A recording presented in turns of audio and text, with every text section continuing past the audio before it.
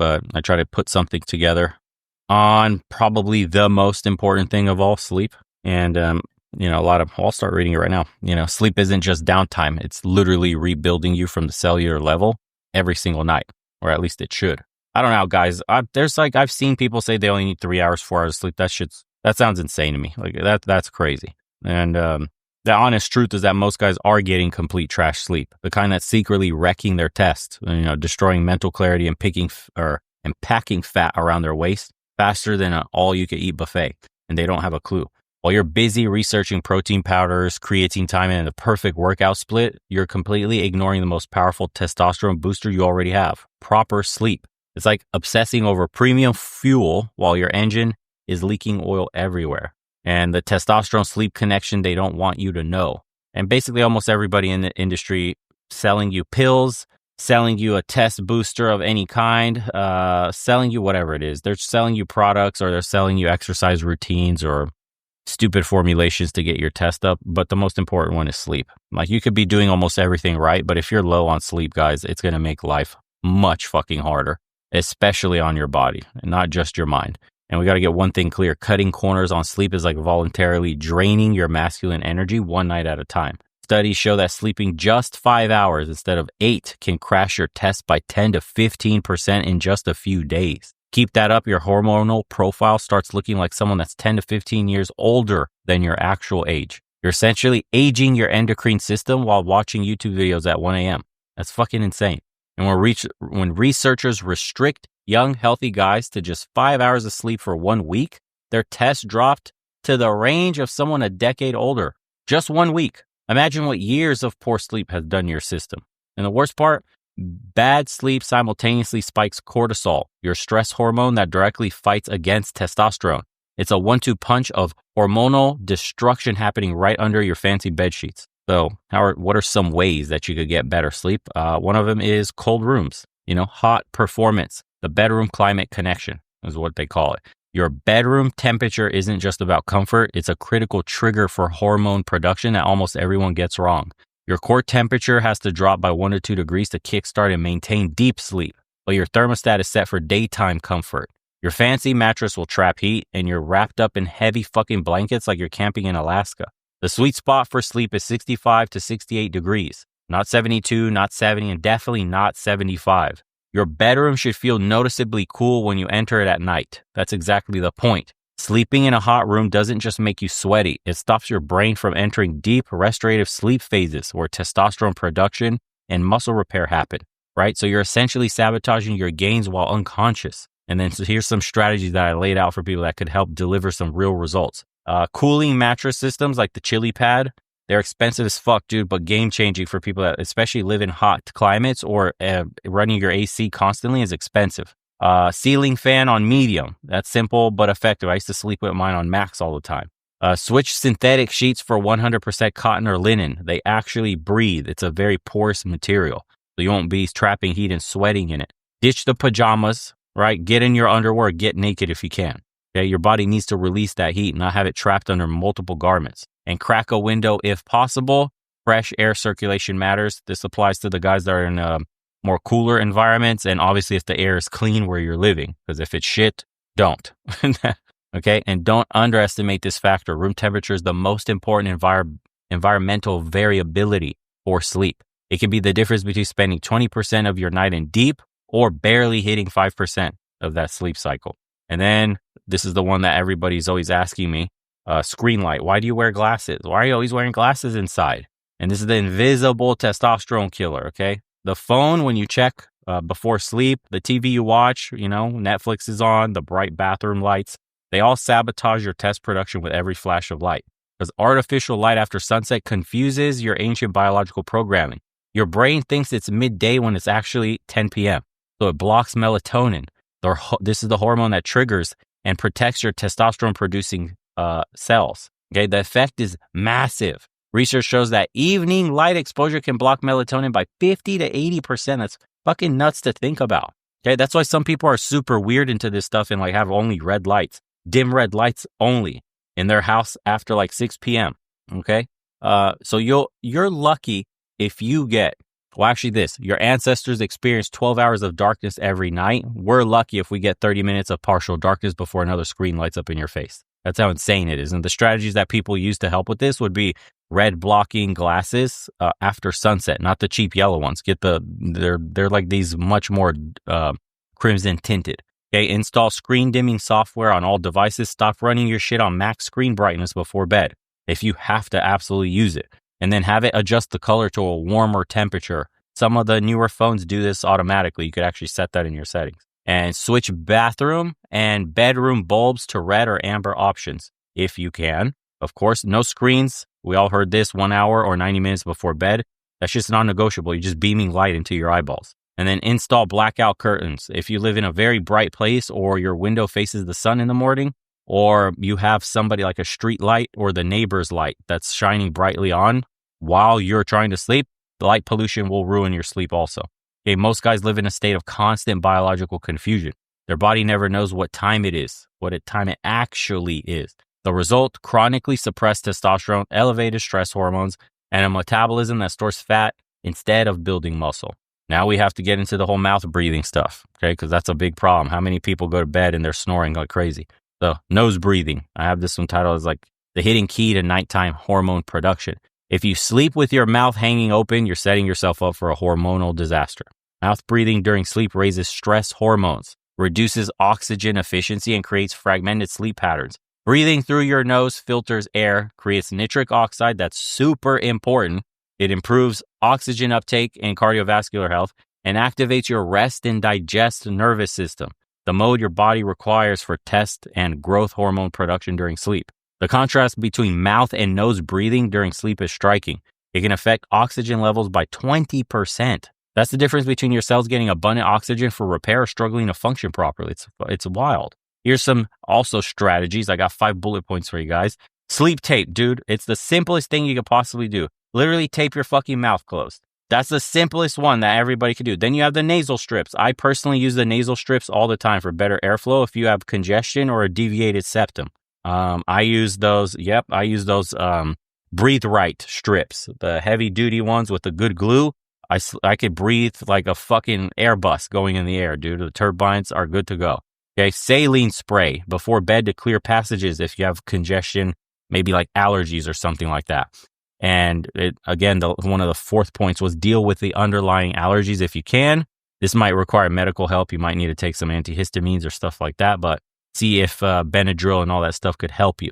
And then also slightly elevate your head to improve breathing and airway openness. And then this isn't fringe techniques. This isn't weird woo-woo science. It's actually how we're designed to sleep. Your mouth is for eating and talking. Your nose is for breathing. And when you switch this arrangement during sleep, you pay for it with your hormones. And also it knocks down your performance level too. That's why I say when you do any activity that requires cardio or breathing or proper breathing, it's breathe in through your nose, out through your mouth. It's never breathe in through your mouth. There's a reason, right? The nitric oxide part is actually very huge while your muscles are working.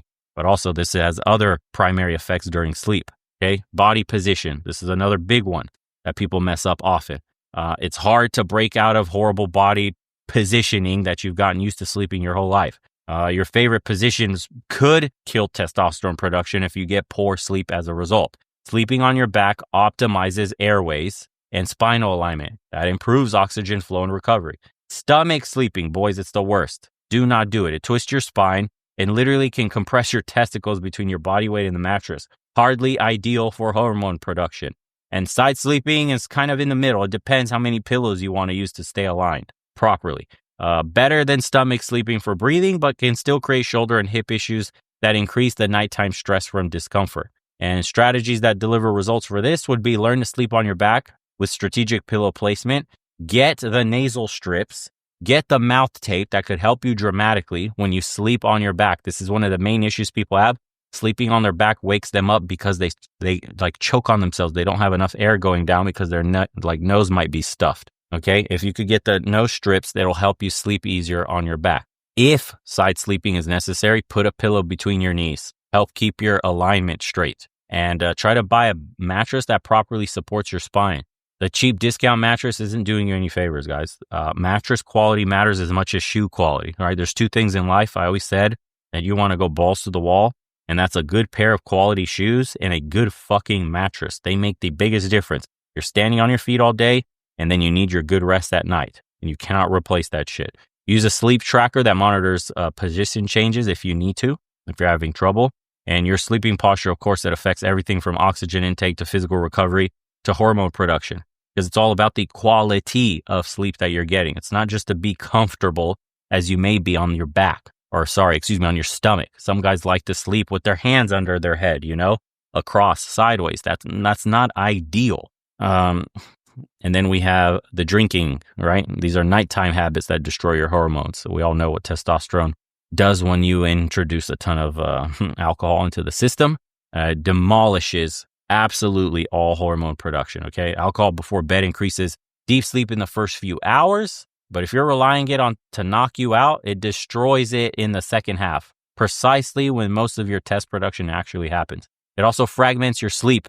It cuts REM sleep and it dehydrates the shit out of you. It's alcohol. All disasters for hormonal health. And weed, well, okay, so this one is kind of complicated to talk about. It can help certain people fall asleep, but regular use does slash deep REM sleep and can create dependency for sleep initiation.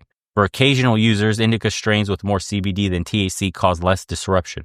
And if you do become dependent on it, most people that have come off from smoking weed consistently for months or years report much deeper sleep, much more vivid, crazier dreams because they're getting into that deeper cycle of sleep.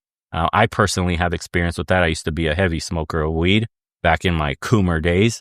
And before I red pilled myself and got myself out of the hole, I experienced what it was like to come off of weed.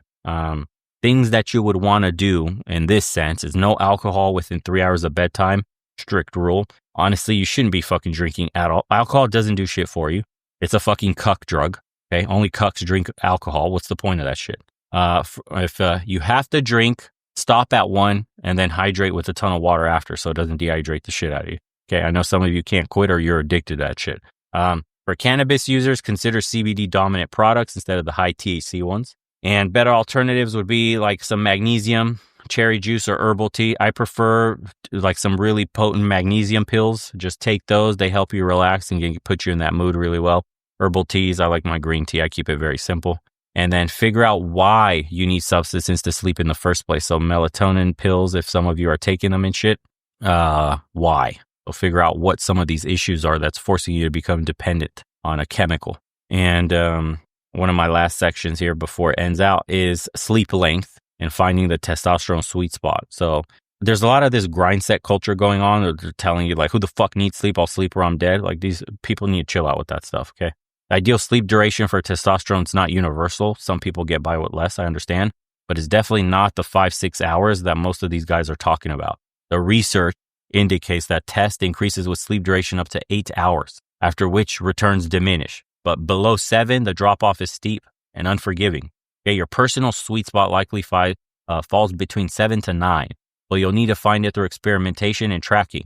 The guy getting 9 hours of quality sleep will have significantly higher test than his identical twin of just 6 hours. Okay, if you need help with tracking sleep, there's a bunch of things. There's like the Aura Band, there's the Whoop wristband, there's the Garmin watches, all the Fitbits, all that stuff. They all have sleep tracking options on them. And, things that you could do for this too is tracking sleep quality, like I mentioned earlier, for morning energy, not just the hours that you've actually slept, the quality of the sleep. A lot of these trackers could tell you which phases of sleep you were in for how long. Okay, stay consistent. So go to bed at similar times because an irregular sleep schedule can wreck your hormone cycle. You have to have your body prepared in a sense when to go to sleep. Try to do that with food too, by the way. Try to eat at certain times of the day every single day. And give yourself an extra 30 to 60 minutes in bed beyond your actual sleep need. Falling asleep takes time. I know some people can just boom, the moment their head hits the pillow, they're knocked out cold. But if you're struggling to fall asleep, if it takes you a little bit longer, plan for that time. Take 30, 60 minutes to just sit there in bed, completely dark room, and just working through those last few thoughts that you have about the day, the worries, the concerns, the stresses, until you finally relax enough in the next hour to actually sleep, okay? Make this non-negotiable. It's not what you do after everything else, okay? You need the hours, okay? And then the morning ritual, okay? how to lock in the test gains. What you do right after waking up is just as important as your bedtime routine for maintaining the optimal test. Morning sunlight exposure within the first hour of waking resets your biological clock. It'll improve your sleep the following night and has been shown to boost test production. So wakefulness, good sleeping isn't just what you do or the sleep you get at night, but it's also a two-part. It's the wakefulness, the way you wake during the day that prepares you for a good night's sleep. It's not just the night's sleep you got. So if you can, wake up early and get, I would say, 10 to 15 minutes of direct morning sunlight. No sunglasses, no windows. Don't stare at the fucking sun, okay? But just get direct sunlight at you, right? Another one would be cold plunge or a cold shower or anything with cold water. That'll boost your dopamine and reduce inflammation, okay? Protein first breakfast to stabilize blood sugar if you need it. Avoid sugary carbs in the morning or just avoid breakfast altogether. I'd like to do intermittent fasting, so I'll eat sometime around 12 or 1. Have like a black coffee. That's okay to hold you back if you want to blunt, your hunger in the morning. And movement to increase circulation and wake up your nervous system. So go out there this is the perfect combination of while you're out there for 10, 15 minutes, make that a stretch routine where you're getting your mobility back, you're getting blood flowing, you're buttering up all your joints, and you're preparing for the day. And then if you can, hydrate with electrolytes to reverse overnight fluid loss. So what I like to do is I have electrolyte packets that I put in water, cold water in the fridge, mix that with some electrolyte packets. I have this one, it's watermelon flavor, but it has all the nutrients you need, all the salts that you'll replenish from like a whole night's of sleep. Obviously, you wake up super fucking thirsty. Some of us wake up in the middle of the night super thirsty. So it's good that every morning you start with that morning routine and you finish it off with a good big glass of water that has an electrolyte packet in it. Make sure you get one of the ones that are just purely electrolytes, not loaded up with sugar. And then we have here the harsh reality about sleep and male hormones. And I close it out saying that most men today are living with testosterone levels far below their genetic potential. We've seen the stats. And poor sleep is a major culprit to this, on top of being overweight as well. And the average man today has test levels 25 to 30% lower than his grandfather did at the same age, and oftentimes worse. And our deteriorating sleep environment is a significant contributor. The sleep tactics covered here aren't minor tweaks or small optimizations. They're the difference between thriving and merely surviving in a world of increasingly hostile to masculine vitality. Okay, so today's sleep environment seems perfectly designed to destroy testosterone. We have artificial light, overheated bedrooms, mouth breathing galore, evening alcohol, and chronically shortened sleep are all test killers that most men accept without question. And fixing your sleep won't just boost hormones, it'll transform your body composition, your mental performance, emotional stability, and overall energy. It's the most underrated performance enhancer available, and it doesn't require prescription or sketchy online purchases, right? So make these changes systematically rather than trying everything at once. Begin with the room temperature and the light management, and then move on to the breathing optimization, the sleep positioning, track your results if you could afford one of those watches, right? And what's next? Basically do blood work. I think I mentioned in here if you wanted to get very technical with your tracking, but not needed at all. And the man who controls his sleep environment controls his biochemistry. That's really what it is. And if you can control your biochemistry, you'll have access to levels of energy, focus, and drive that most will never experience. The choice is really straightforward for every man. Either take control of this sleep or accept the hormonal consequences of letting modern convenience dictate your most critical recovery period. Sleep isn't just rest. It's the most anabolic state your body experiences each and every day. You have to treat it that way. And that ends this portion, guys, and I'll open it up to the rest of you.